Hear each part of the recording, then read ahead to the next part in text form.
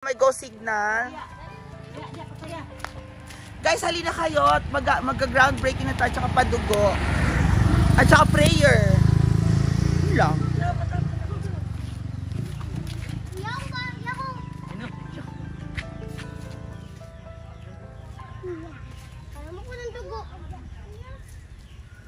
Ito yung magiging platform ko. Ito yung magiging platform na ganyan. Ito kasi may bato. So parang 7 feet siya. May bubong na siya. Besh. 5, 6 footer. Tapos 7 feet. Yun na. May ganyan. Platform siyang pataas. Susuportahan ng mga bato. Beshi. Tapos yun sa platform sa itaas. Yun na yung highball.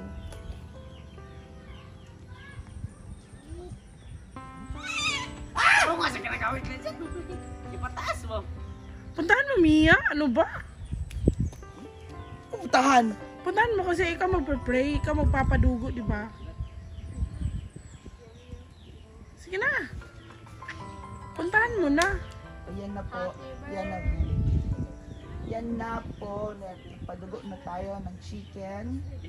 Ayan. So let's pray. Oh Heavenly Father, we pray to you and we ask for your guidance. We ask for your blessing. We ask for your wisdom in the construction of a new house in this lot. We ask from you, O Lord Jesus, the safety of all of the people who are going to help in constructing the house that is going to be built on this ground. We also ask, Lord Jesus, for the continuity of the project.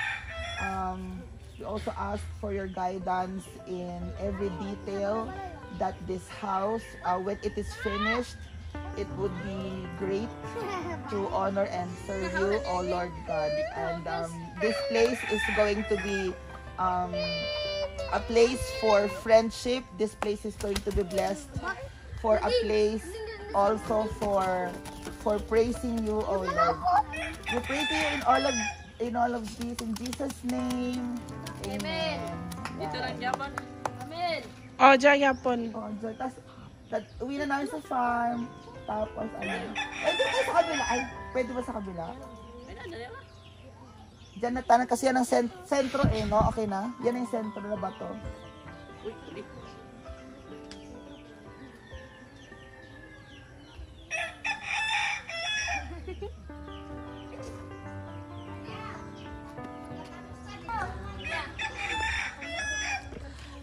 Yan. Kasi actually hindi kung haligi ang inhanap ninyo guys. Ang importante is mag-prayer tayo. Kailangan mag-prayer tayo tapos mag-ask ng guidance. Kasi kung haligi lang po, maghuhukay pa talaga actually. Hindi pa tapos din ang paglilinis kasi yun nalinisan namin ni Nono hanggang diyan, Beshi. 'Di ba? So magiging parang 2-story yan doon hanggang sa pinakataas.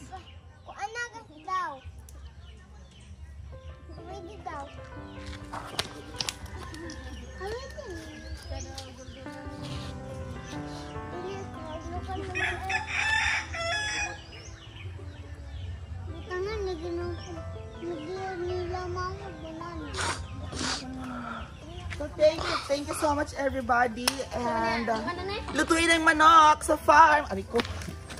Bye-bye. May kabuhay pa siya.